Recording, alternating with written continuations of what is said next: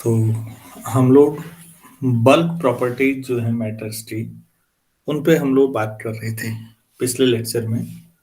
उसी को आगे बढ़ाते हैं, कुछ बेसिक चीजें समझते हैं पहले थोड़ा सा। तो उसमें मुझे लगता है अधिकतर चीजें आपको मालूम होंगी, इसलिए हम केवल रिवाइज करते हुए आगे बढ़ जाते हैं। अगर मैं ये कहता हूँ कि मॉलिक्यूलर स्ट्रक्चर का क्या मतलब है किसी मेटल मटेरियल का, तो आप क्या बताएंगे?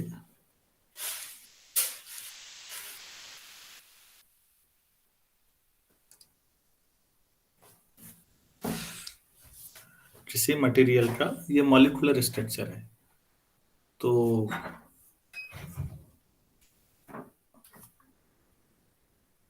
मॉलिक्यूल से छोटा क्या हुआ? Sir atoms. एटम। एटम में आप कहते हैं कि ये इलेक्ट्रॉन है, ये प्रोटॉन है, ये न्यूट्रॉन है। तो सपोज ये इलेक्ट्रॉन है, ये प्रोटॉन है, और ये न्यूट्रॉन। प्रोटॉन और न्यूट्रॉन को कंबाइंड वे में क्या कहा जाता है मालूम है? Sir nucleus. हम्म। क्योंकि वो न्यूक्लियस में रहते हैं तो न्यूक्लियॉन कह देते हैं उनको। ठीक हो गया। क्या प्रोटॉन और न्यूट्रॉन के बीच भी फोर्स लगता होगा?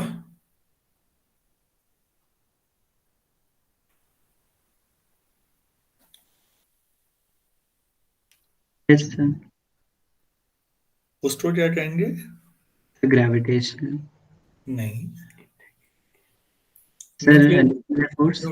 न्यूक्लियर फोर्स जो न्यूक्लियस के अंदर ही रेंज में लगता है, उससे बाहर नहीं लगता ना। बहुत शॉर्ट रेंज फोर्स है लेकिन बहुत स्ट्रॉन्ग फोर्स है। तो बच्चों उसको कहते हैं न्यूक्लियर फोर्स। ठीक। अच्छा, जो इलेक्ट्रॉन और न्यूक्लियॉन्स के बीच लगता है उस फोर्स को क्या कहते होंगे? सर जैसे इलेक्ट्रोस्टैटिक। एक करके मैं एक एक करके इनको कह देता हूँ कि पहला जो था वो था अमन न्यूक्लियॉन्स। तो कौन सा फोर्स था? Sir nuclear force. Nuclear force या न्यूक्लियर फोर्सेज। अगर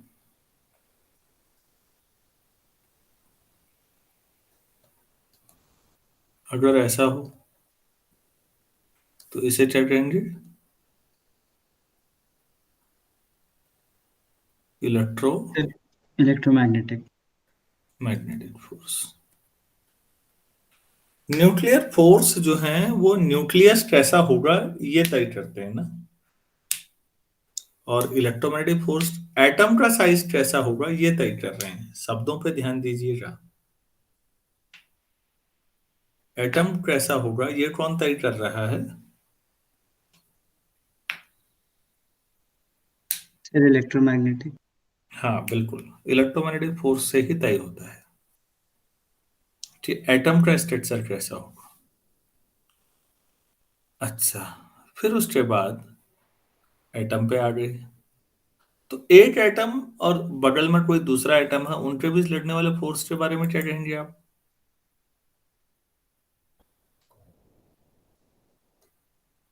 अमन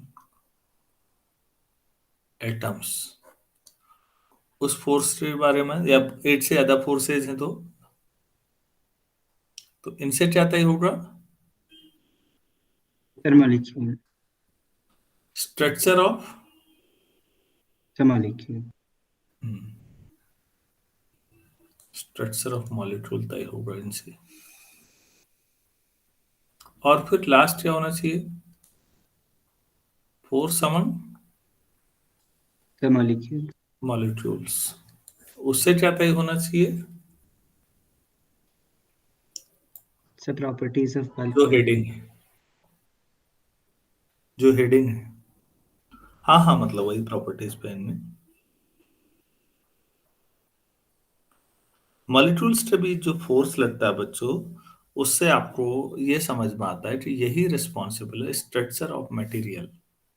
जैसा हमें दिखता है ना कोई चीज, जी मैं यहाँ पे लिख देता हूँ,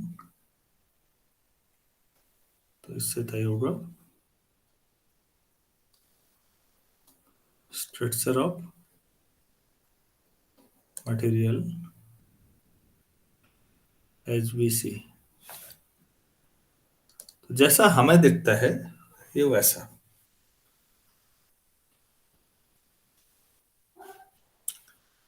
तो मॉलिक्यूलर स्ट्रक्चर क्या होता है और किसकी वजह से ये होता है, समझ में आया बच्चों? ये छोटी छोटी चीजें हैं।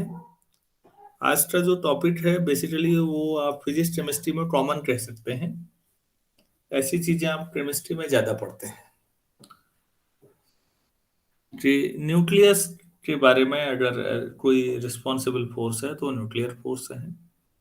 न्यूक्लियन, कोई भी न्यूक्लियन हो और इलेक्ट्रॉन के बीच जो है वो इलेक्ट्रोमैग्नेटिक फोर्स हैं, जिनसे एटम का साइज शेप तय होता है। दो डिफरेंट एटम्स के भी लगने वाला फोर्स है, उनसे कॉम्बिनेशन से जो मॉलिक्यूल बनेगा वो तय होता है। और जो डिफरेंट मॉलिक्यूल हैं तो बहुत सारे लगेंगे, तब आपको वो दिखना शुरू होंगे जब वो एक साथ बल्क में दिखेंगे। इतना क्लियर है ना? Yes sir. ठीक है। नेक्स्ट बच्चों, थोड़ा सा हम इसको एक ग्राफ बनाते हैं और नई चीज बता रहा हूं मैं आपको। तो हेडिंग डालिएगा inter atomic and inter molecular forces पे थोड़ा सी बातचीत और करते हैं।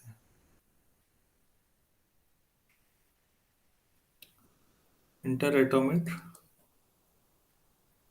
And inter molecular forces.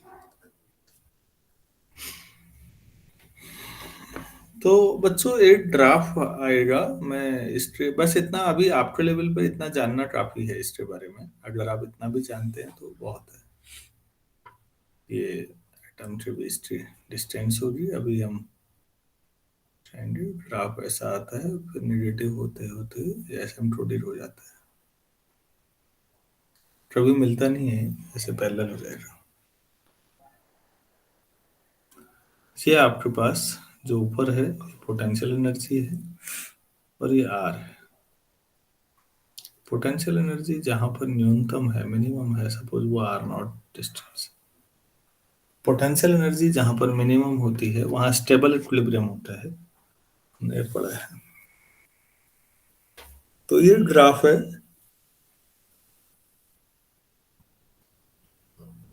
तो ये ग्राफ काफी कुछ चीजें बताता है बच्चों।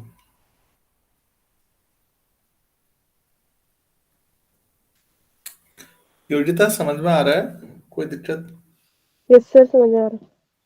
अच्छा, चलो ठीक है बेटा।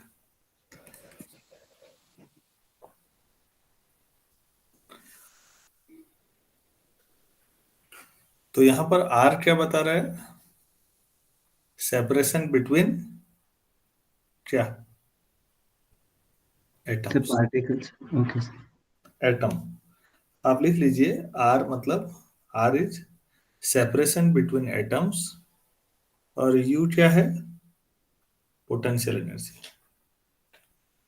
यू क्या है? Potential energy.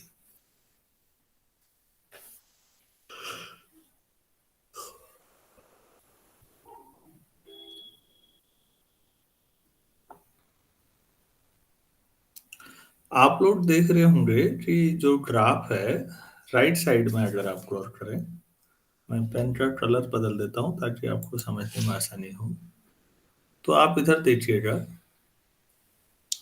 यहाँ आर बढ़ते जा रहा है धीरे धीरे ना, इधर को। आर इधर को बढ़ते जाएगा नहीं, और जब आर इंफिनिटी की तरफ जाएगा तो ये दोनों बहुत क्लोज हो जाएंगे या नहीं, ये रेड वाले दोनों, ये और यस ये सर। ग्राफ कहाँ पर मिलेगा? दोनों ऑलमोस्ट पैरेलल हो जाते हैं। ये दोनों पैरेलल भी हो जाएंगे और इतना क्लोज होंगे जितना आप सोच सकते हो, लेकिन मिलेंगे फिर भी नहीं। ऐसे कर्व को क्या बोलते हैं?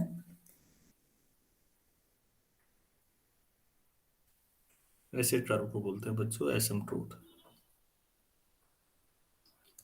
एसिम्प्टोट जो इस एक्स एक्सिस को टच नहीं कर रहा, नहीं। तो एसिम्प्टोट एक ऐसा ही कर्व है, लाइन है, जो किसी कर्व के साथ इतना क्लोज हो जाए।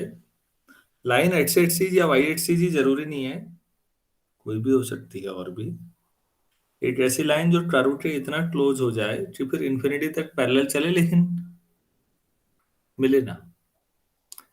अगर मिल जाए और टच कर दे तो बच्चों एसिम्प्टोट नहीं बोलते। जो लाइन कर्व को टच करती है उसको टेंजेंट बोलते हैं।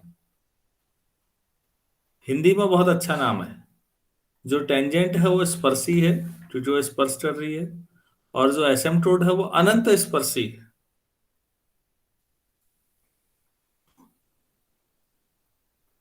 तो आप देख रहे हैं कि आर जब इन्फिनिटी की तरफ जाता है तो वहां पोटेंशियल एनर्जी एक्स एक्सिस पे चली जाएगी। और एक्स एक्सिस में आप जानते हैं कि वाई एक्सिस कोऑर्डिनेट 0 होता है। Yes sir. तो एक्स वाई कोऑर्डिनेट क्या बता रहा है यहाँ पर? Sir potential.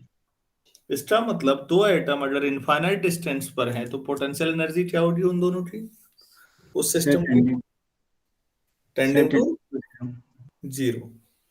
या फिर अगर बहुत दूर पे भी हो तो व्यावहारिक तौर पर मान लो कि इनफाइनाइट जैसा ही है, तो 0 होगी।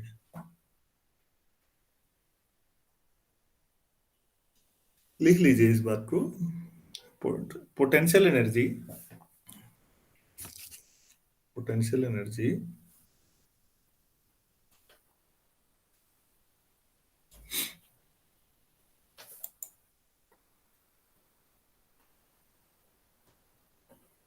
tends to 0 as r tends to infinity।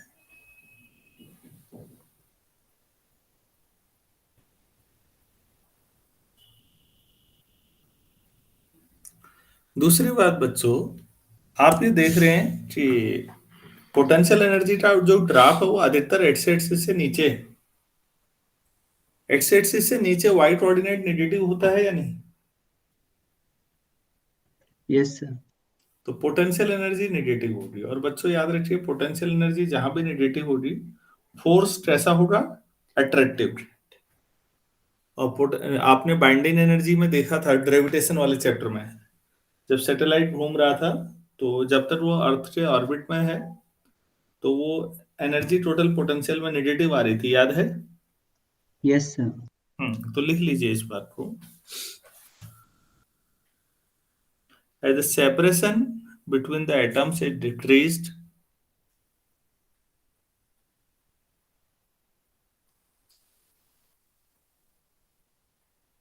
as the separation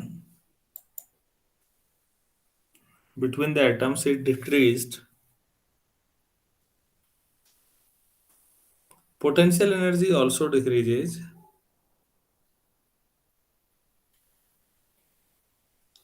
Potential energy also decreases।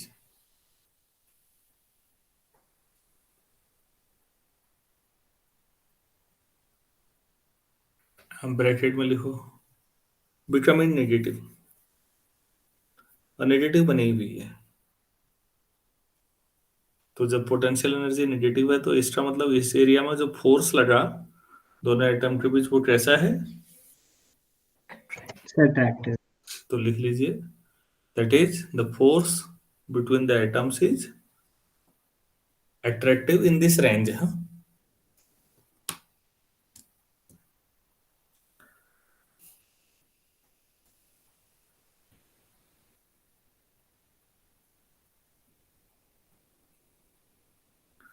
तो पोटेंशियल एनर्जी का ग्राफ गिरते गिरते एक बहुत सबसे नीचे पहुंचेगा, जहां पर वहां पर आर नॉट मान लो आपने जो बनाया है।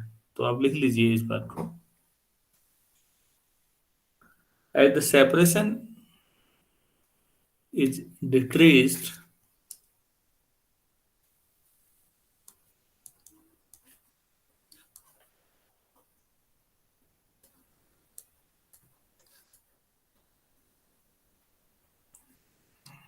separation is decreased to a particular value r naught,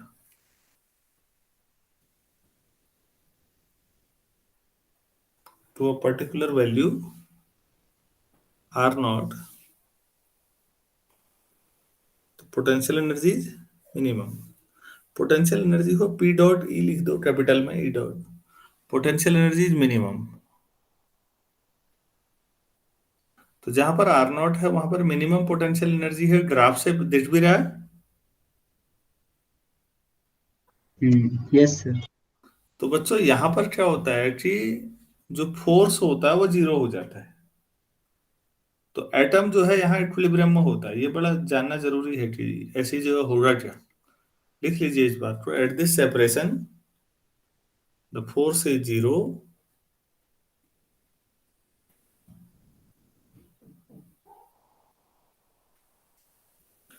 and atom can stay in equilibrium. An atom can stay in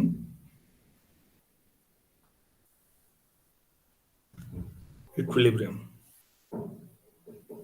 ठीक हो गया। अब आप ये देखिएगा, हम यहां पर आ गए हैं ना, ये देखिएगा मैंने टिक का निशान लगाया है। ये यहां पर पोटेंशियल एनर्जी मिनिमम है, अगर आर और कम करोगे तो पोटेंशियल एनर्जी बढ़ना शुरू हो जाएगी या नहीं अब। Yes sir. तो फिर यहां से रिपल्सिव फोर्स लगना शुरू हो जाएगा। लिख लीजिए, the separation is further decreased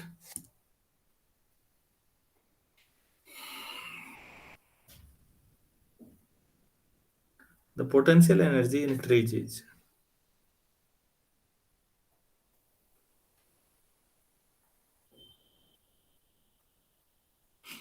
The potential energy increases. ठीक हो गया, तो बढ़ना शुरू हो रही है। तो जब पोटेंशियल एनर्जी बढ़ेगी और फिर कुछ देर के बाद ग्राफ एक्स एक्सिस से ऊपर आ जा रहा है बच्चों, आर घटाते घटाते आप ओरिजिन की तरफ जाइए ना, तो ग्राफ तो पोटेंशियल एनर्जी पॉजिटिव होने का मतलब कैसा फोर्स लगेगा। पोटेंशियल एनर्जी नेगेटिव में अट्रैक्टिव होता है, तो जहां पोटेंशियल एनर्जी पॉजिटिव हो जाएगी उस जोन में कैसा फोर्स लगेगा एटम्स के बीच। Sir repulsive. रिपल्सिव। ठीक है, इस बात को लिख लीजिए। It means a repulsive force is now acting between the molecules.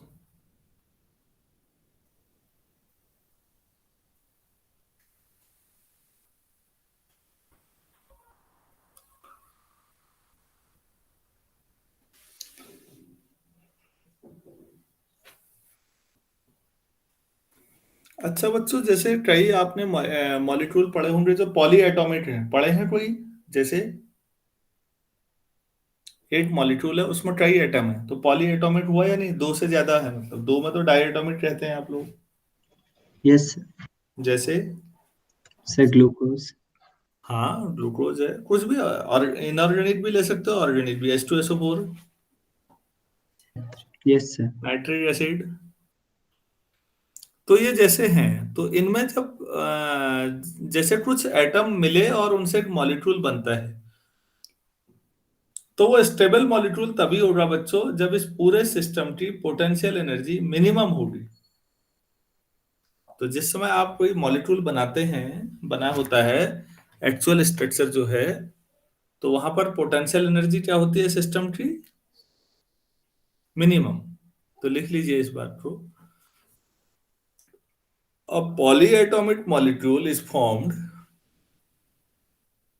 A polyatomic molecule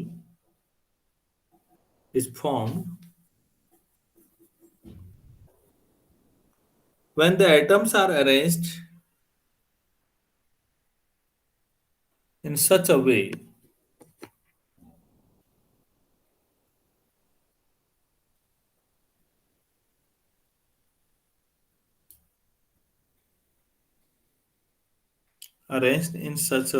that the total potential energy of the system is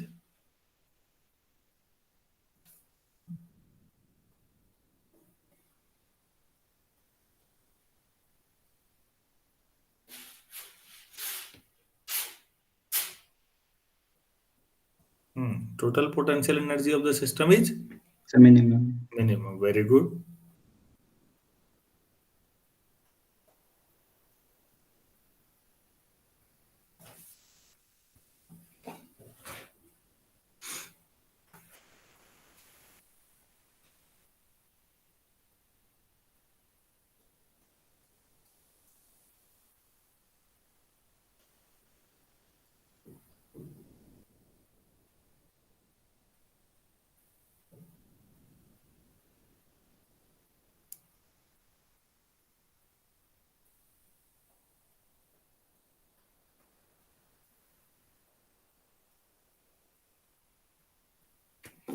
तो आपको ये समझ में आया कि पॉली एटॉमिक का स्ट्रक्चर स्टेबल, कोई भी सिस्टम स्टेबिलिटी के लिए बच्चों पोटेंशियल एनर्जी मिनिमम होना जरूरी है।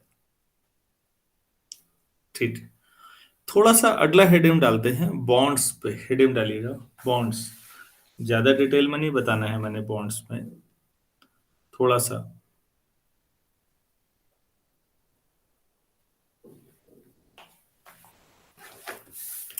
तो जो बॉन्ड्स बनते हैं वो इलेक्ट्रोस्टैटिक इंटरेक्शन होता है आपस में, एटम्स का और इलेक्ट्रॉन्स का, न्यूक्लियस का और इलेक्ट्रॉन का। तो इलेक्ट्रोस्टैटिक, हाँ, तो इनको आप बॉन्ड्स कहते हैं, लिख लीजिए। Atoms form molecules, atoms form molecules mainly due to electrostatic interaction, mainly due to electrostatic interaction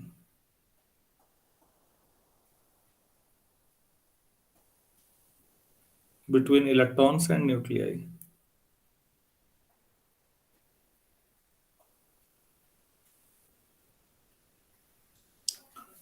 तो इन्हीं इंटरेक्शन से हम बॉन्ड्स की बात करते हैं।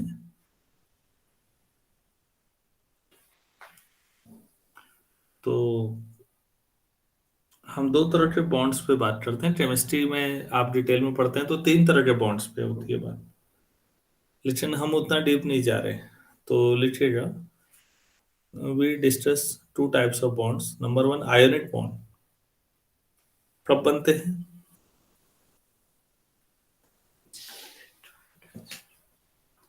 सर जब इलेक्ट्रॉन्स का एक्सचेंज होता है दो एटम्स के बीच।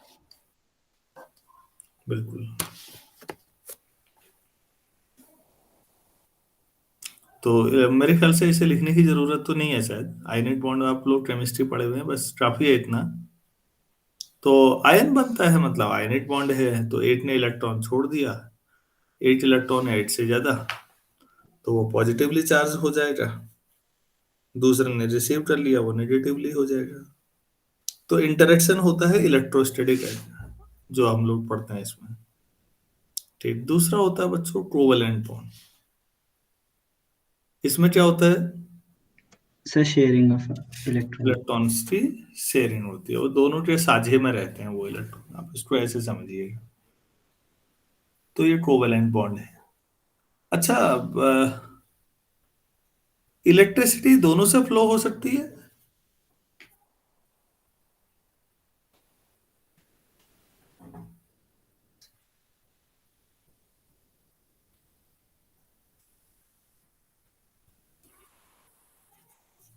इलेक्ट्रिसिटी कैसे फ्लो होगी?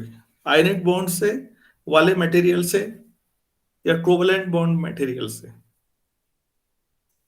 और क्यों? थोड़ा सोचिए।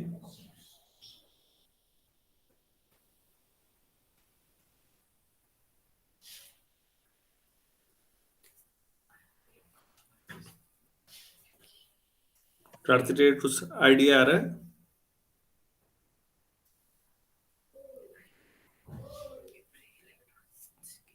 सर हेलो, आयनिक बॉन्ड से कंडक्टर्स होंगे सर। क्यों? सर क्योंकि उनके पास चार्ज आयंस होते हैं सर, चार्ज पार्टिकल्स होते हैं। Very good. तो आपको एक तो इलेक्ट्रिसिटी की कंडक्टिविटी समझ में आ गई ना बॉन्ड्स के आधार पे। अच्छा, नॉर्मली नॉर्मली ज्यादा मजबूत बॉन्ड कौन से हैं? कोवेलेंट या आयनेट?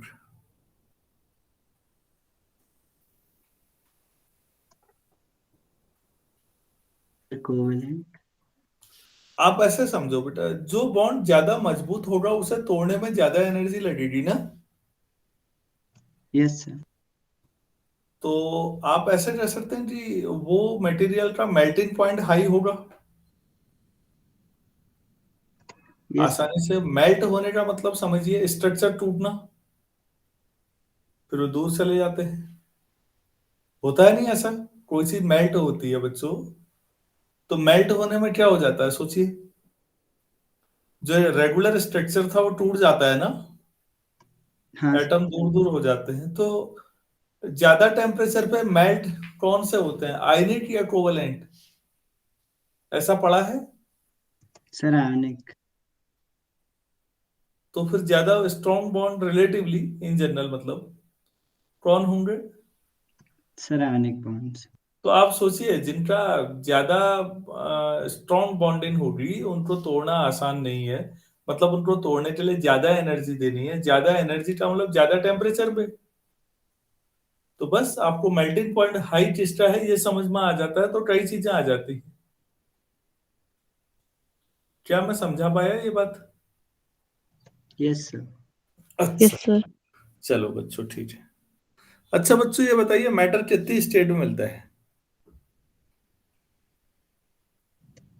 सर 5। 5? ठीक।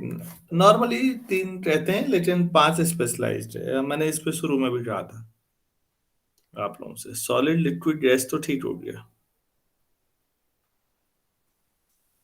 बाकी 2 क्या थे? सर प्लाज्मा और Bose Einstein condensate. Very good.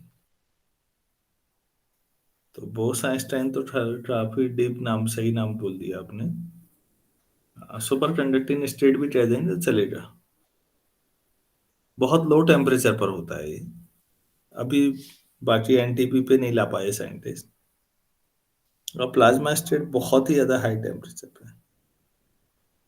बाकी बीच में आम आदमी के नजरिए से सोचोगे तो कोई भी चीज या सॉलिड हो रही है, लिक्विड या गैस, मतलब वो अलग अलग टेम्परेचर पे तीनों फेज में मिल सकती है। तो मेरे ख्याल से इसमें ज्यादा समझाना उचित नहीं है मेरा।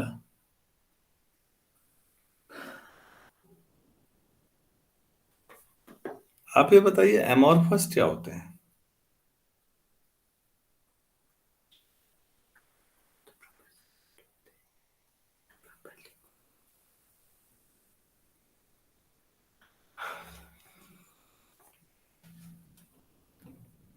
एमॉर्फस।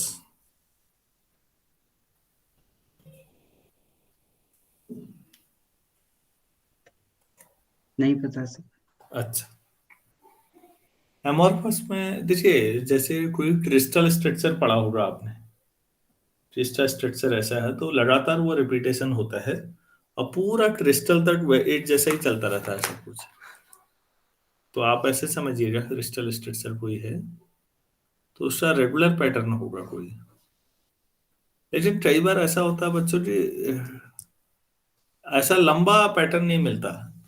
2 3 4 मॉलिक्यूल मिलके पैटर्न बना रहे हैं, ज्यादा बड़ा पैटर्न नहीं है, छोटे छोटे हैं, तो वो एमॉर्फस हो जाएगा। जैसे आप आटा पीस रहे हैं ना, गेहूं पीस के लाया, आटा हो गया, तो उसमें कोई एक रेगुलर स्ट्रक्चर पैटर्न मिलेगा? तो काफी बारीक वो है। लेकिन जिसको आप देख रहे होते हैं वो एक सिंपल एटम होने के बजाय कई बार कई सारे एटम्स का कलेक्शन हो जाता है। 2 3 4। क्या मैं समझा पा रहा हूँ? Yes sir. Yes sir. तो एमॉर्फस का कोई वेल डिफाइंड मेल्टिंग पॉइंट नहीं होता बेटा, क्योंकि अलग बॉन्डिंग फोर्स ज्यादा स्ट्रॉन्ग है। क्योंकि लिक्विड तो बहने लगते हैं ना, एमॉर्फस तो नहीं बहते अपने आप ऐसे। तो एमॉर्फस ज्यादा स्ट्रॉन्ग बॉन्डिंग रखेंगे या नहीं लिक्विड के मुकाबले? Yes sir. हाँ, लेकिन जो क्रिस्टल स्ट्रक्चर है सॉलिड, उतना स्ट्रॉन्ग बॉन्डिंग भी नहीं है, अभी बीच में है कुछ। और पैटर्न रेगुलर नहीं है, पैटर्न बस 2 3 4 एटम तक, मॉलिक्यूल तक है, मॉलिक्यूल तक एंड सो ऑन, इस तरह से होता है। चलिए ठीक है, इन सारी बातों से हमें फायदा ही मिलना है। अभी इलास्टिसिटी के बारे में थोड़ा और आगे बढ़ाते हैं अब बात को। हमें पढ़ना तो इलास्टिसिटी है। तो इलास्टिसिटी का जो रीजन था, कल हमने बात की थी कि इंटरमॉलिक्यूलर फोर्स का थोड़ा गड़बड़ाता है मामला। तो अब मैं स्ट्रेस के बारे में बताना चाह रहा हूं आपको। कल हमने लास्ट में भी बात की थी, तो स्ट्रेस पे ही कहा था शायद।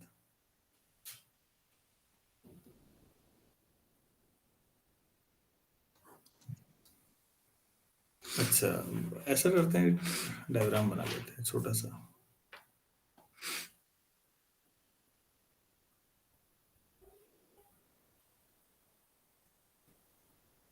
ये हमारे पास कोई मटेरियल है और फोर्स लग रहा है, मान लेते हैं इस साइड से भी फोर्स लगा है, इधर को भी, यहाँ से मान लीजिए अंदर को लगा। कोई जरूरी नहीं है सीधे ही लगाओ, यहाँ पर तिरछा मान लिया हमने, कुछ ऐसा लगा हुआ है।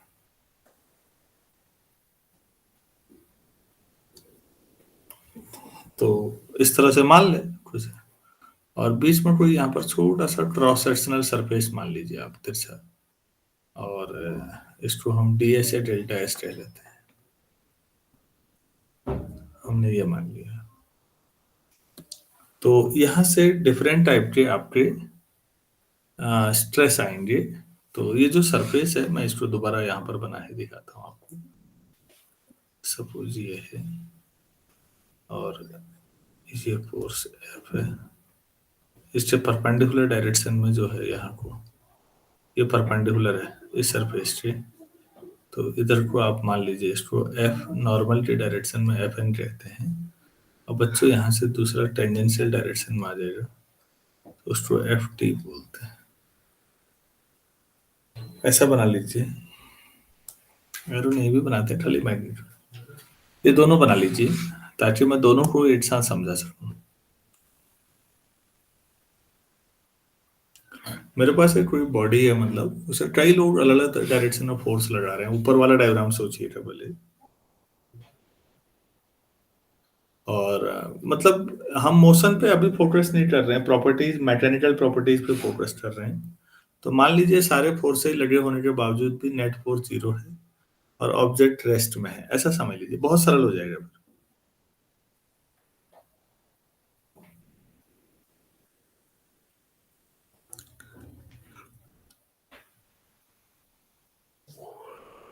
डायग्राम बना लिया?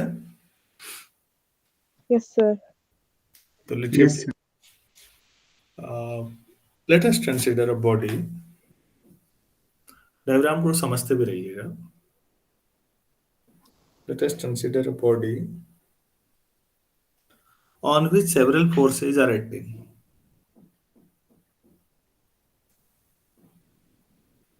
On which several forces are acting.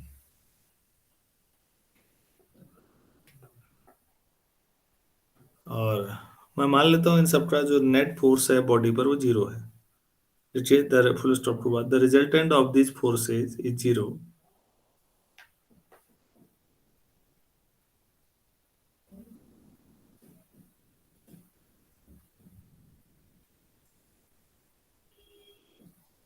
The resultant of this forces is 0। तो इससे फायदा क्या होगा? So that the centre of mass remains at rest.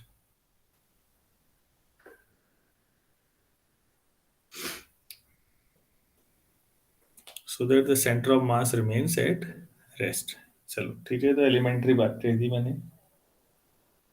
अब बॉडी पर बहुत सारे फोर्सेज लगे हैं, नेट फोर्स 0 है, वो इसका मतलब है मोशन में नहीं है, रुका ही है, वो तो ठीक है। बॉडी हो सकता है मूव कर रही हो, लेकिन सेंटर ऑफ मास मूव नहीं करेगा कहीं। अब ये बताइए आप लोग, आपने जो फोर्स लगाया इससे कोई डिफॉर्मेशन तो होगा ना?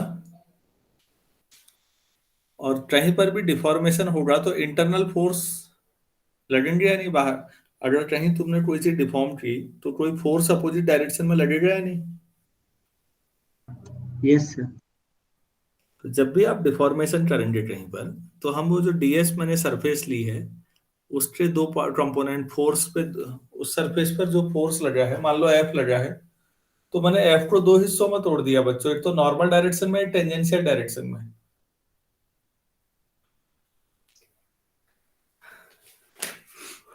नॉर्मल डायरेक्शन में एफ एन बोल दिया है, टेंजेंशियल डायरेक्शन में एफ टी बोल दिया है। क्या ये क्लियर हुआ? कोई एक पर्टिकुलर क्रॉस सेक्शन लेके तो लिखिए नई लाइन से, ड्यू टू द फोर्सेज क्या होगा, बॉडी क्या होगी? Sir deform. हाँ, द बॉडी गेट्स डिफॉर्म्ड,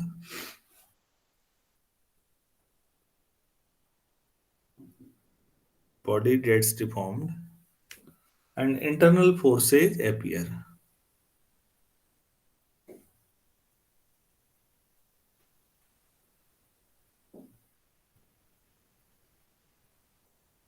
अच्छा, तो आप इसको ऐसे समझिएगा कि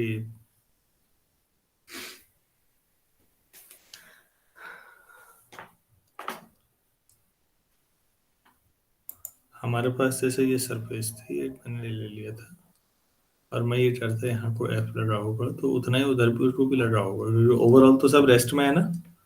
उधर को क्या मान लेंगे, नेट फोर्स माइनस है। वेट साइड में छोटा ये भी बना लीजिए, ठीक है? इस बात को लिखा देता हूँ मैं। Suppose we take a cross sectional area delta S, suppose we take a cross-sectional area delta S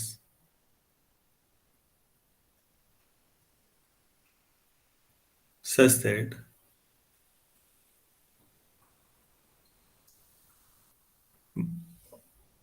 body parts on the two sides of delta S, body parts on the two sides of delta S क्या कर रहे हैं, force लगा रहे हैं ना। Yes sir. Exert forces, exert forces, कौन से forces, F and minus F on each other. ये दोनों फोर्सेस एग्जिस्टेंस में बच्चों पहले नहीं थे, कब से आने शुरू हुए ये, जब से बॉडी में डिफॉर्मेशन हुआ है, वहां पर ये एफ और माइनस एफ आए। ये बात क्लियर हो गई? Yes sir.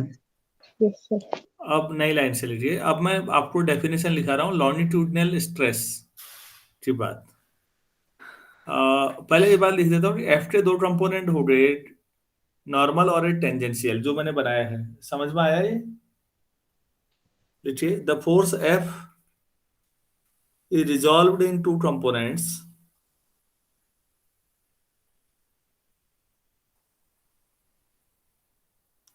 normal component is Fn and tangential is, sir F T.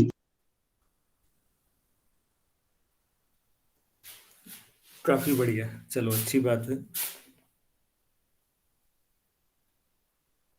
ठीक हो गया। तो अब नई लाइन से डेफिनेशन लिखो, नॉर्मल स्ट्रेस या इसी का नाम लॉन्गिट्यूडिनल स्ट्रेस भी है बच्चों, नॉर्मल स्ट्रेस या longitudinal stress is defined as, मैं एससी वर्मा सर की नोटेशन ले रहा हूं, तो ये गामा एन कहते हैं उसको। ये गामा है बच्चों, देखो आप लोग ऐसे लिखते हैं ना, ये अल्फा बीटा गामा, ये स्मॉल गामा है, कैपिटल गामा ये है।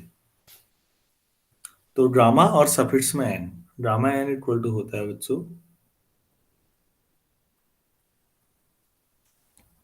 Normal N upon delta S.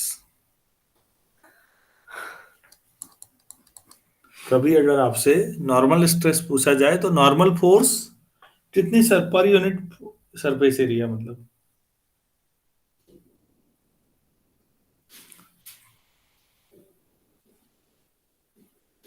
ठीक है, और नई लाइन से लिखिए ऑल्सो टेंजेंशियल स्ट्रेस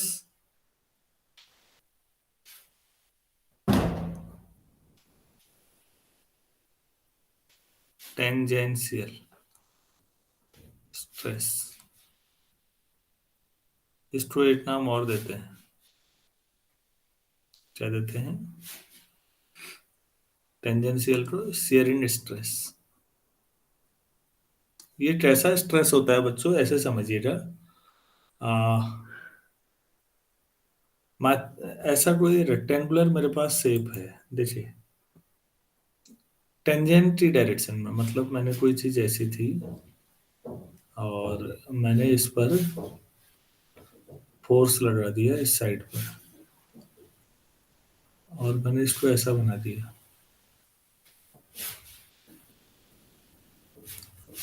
तो ये कैसा हुआ? ऐसे। मैं समझा पा रहा हूं? Yes sir. तो ये टेंजेंशियल स्ट्रेस होगा, इसी को शेयरिंग भी बोलते हैं, SHEARING। तो शेयरिंग स्ट्रेस नॉर्मल ऐसा होता है बच्चों, ध्यान से देखिएगा, कोई नॉर्मल वे में कहीं पर आप सीधे सीधे सरफेस के परपेंडिकुलर डायरेक्शन में फोर्स लगाते हैं, तो सरफेस के परपेंडिकुलर डायरेक्शन, तो नॉर्मल स्ट्रेस, और टेंजेंशियल लगाते तिरछा, तो शेयरिंग स्ट्रेस। क्या मैं समझा पाया? यस तो इसके लिए जो फॉर्मूला होगा शेयरिंग स्ट्रेस के लिए, वहां गामा एन था, यहाँ क्या होना चाहिए? Sir, gamma T. Equal to FT upon delta S.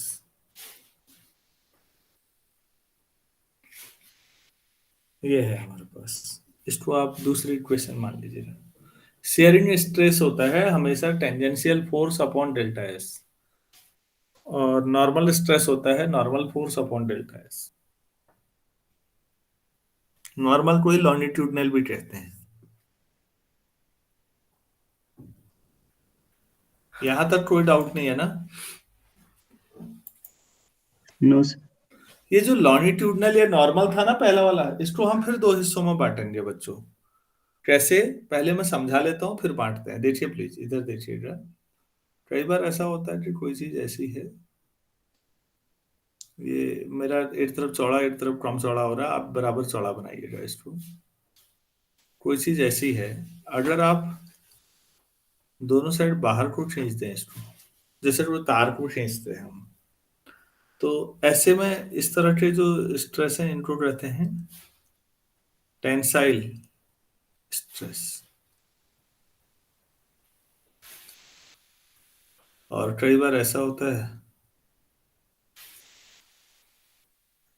कि आपको अंदर को दबाना पड़ता है।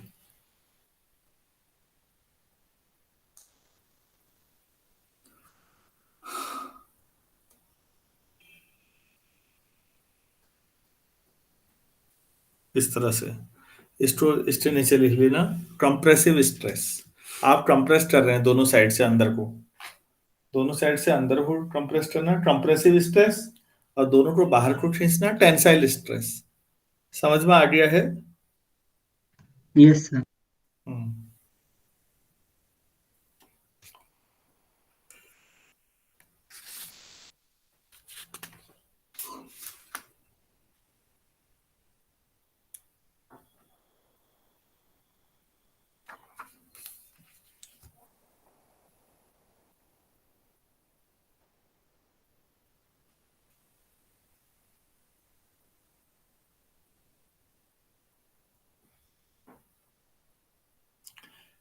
ठीक है, आगे बढ़े फिर। अब यहाँ तक क्लियर हो गया हो यस सर।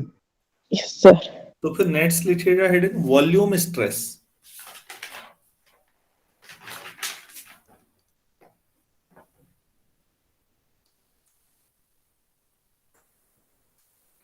कोई भी अगर मेरे पास कोई रेगुलर बॉडी है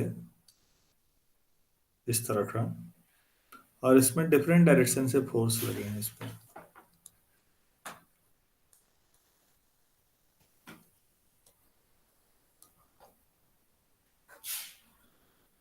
ऐसा बना लीजिए छोटा सा एक,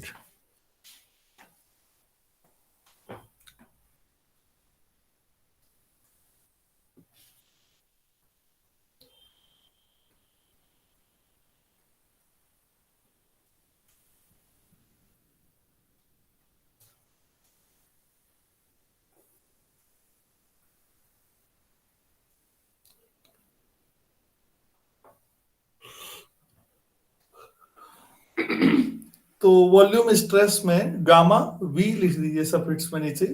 ये एफ अपॉन ए होता है बच्चों। ए एरिया है छोटा सा कहीं पर भी, सरफेस एरिया। तो ये प्रेशर की तरह होता है न्यूमेरिकली। फोर्स अपॉन एरिया, ए कैपिटल लिखिएगा। हाँ,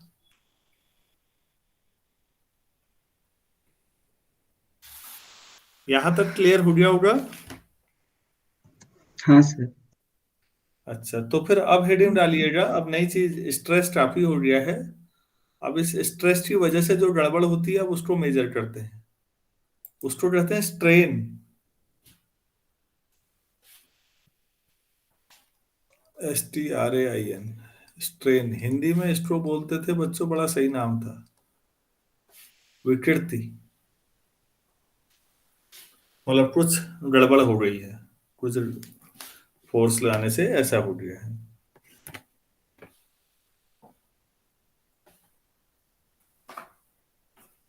तो उसको हम क्या बोलेंगे?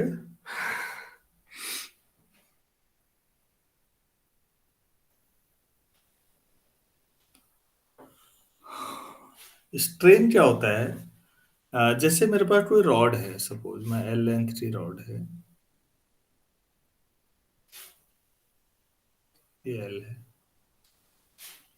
और इस पर कुछ फोर्स लगाने की वजह से थोड़ा खिंच गई है। मान लो इतनी खिंच रही है और ये डेल्टा एल आ गई है। उल्टा भी हो सकता था, डेल्टा एल अंदर को भी हो सकता था, दो बाहर से अंदर को दबा दिया तो।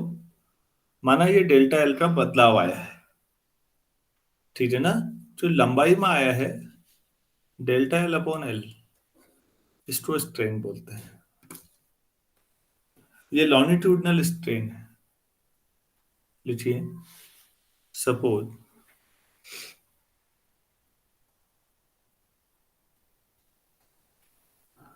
a rod is pulled on both sides such that length of the rod becomes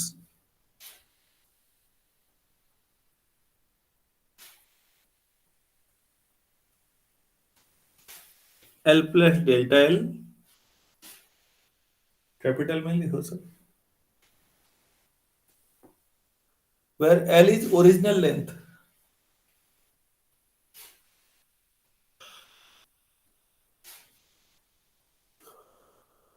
where L is original length। तो ओरिजिनल लेंथ L है, अब L प्लस डेल्टा L है, तो नीचे लिख लो longitudinal strain equal to delta L upon L।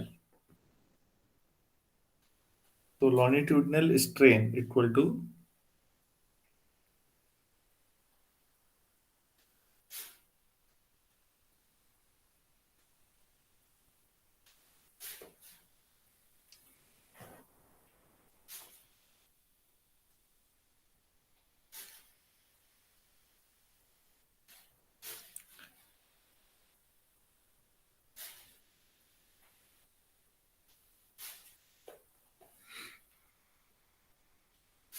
हो गया यस ऐसी। हाँ, लॉन्गिट्यूडनल तो डेल्टा एल अपॉन एल हो गया है, डायग्राम भी बना लिया होगा। तो बच्चों अगर आप वॉल्यूम स्ट्रेन की बात करेंगे तो इस हिसाब से क्या होगा? Delta V upon sir V. V. Volume strain directly लिख लो, डेल्टा वी अपॉन वी। अच्छा, स्ट्रेन की यूनिट क्या होगी? यूनिट या डायमेंशन कोई भी बता दो।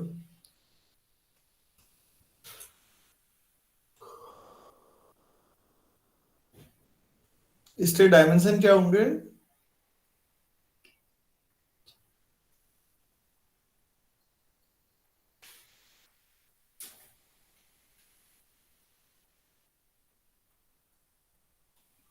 सर इसके डायमेंशंस होंगे क्या? ना, क्योंकि जो डेल्टा एल के डायमेंशन है वही एल के होंगे, जो डेल्टा वी का वही वी का होगा। तो ये डायमेंशन लेस है। ये चीज आपको डायमेंशन जब पढ़ाए ना शुरू में तब भी बताई थी, अब हो सकता है याद ना रहा हो, कोई बात नहीं, काफी पहले की बात है। अब बच्चों जो नेक्स्ट हेडिंग है वह शियरिंग स्ट्रेन। तो इसमें डायग्राम बनाना पड़ेगा हमें।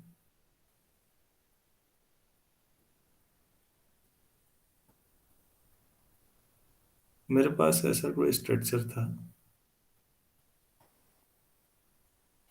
और सपोज ये ऐसा बन गया, तिरछा फोर्स लगा के शेयरिंग में तिरछा ही लगता है, तो सपोज ये ऐसा हो गया। सपोज ये एच था और ये एट्स, ये ऐसा बन गया।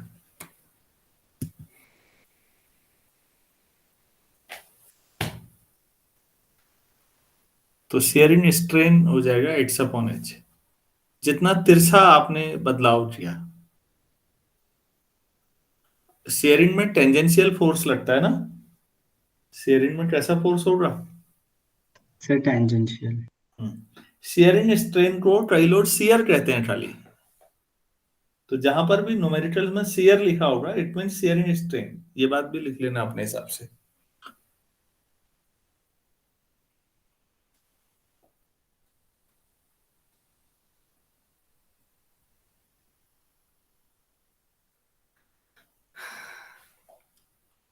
यहां तक कोई डाउट है तो बोलिएगा।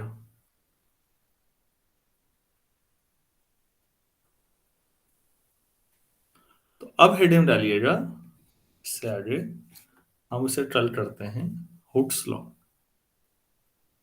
HOOKEF, Hooke's law Robert Hooke का काम है। तो इलास्टिसिटी पे हुक्स लॉ पे हम कल कुछ नए कोफिशिएंट देखेंगे और उस आधार पर कुछ नए क्वेश्चंस भी करेंगे। तो इलास्टिसिटी वाला सेक्शन मुझे लगता है कि हो जाएगा कल ही। उसके बाद हम सरफेस टेंशन पे आएंगे। तो आप ये बताइए, अभी तक इलास्टिसिटी में जो हमने आज पढ़ा है और बेसिक चीजें, यहाँ तक कोई भी ऐसी चीज है जो आपको समझ में नहीं आ पाई हो?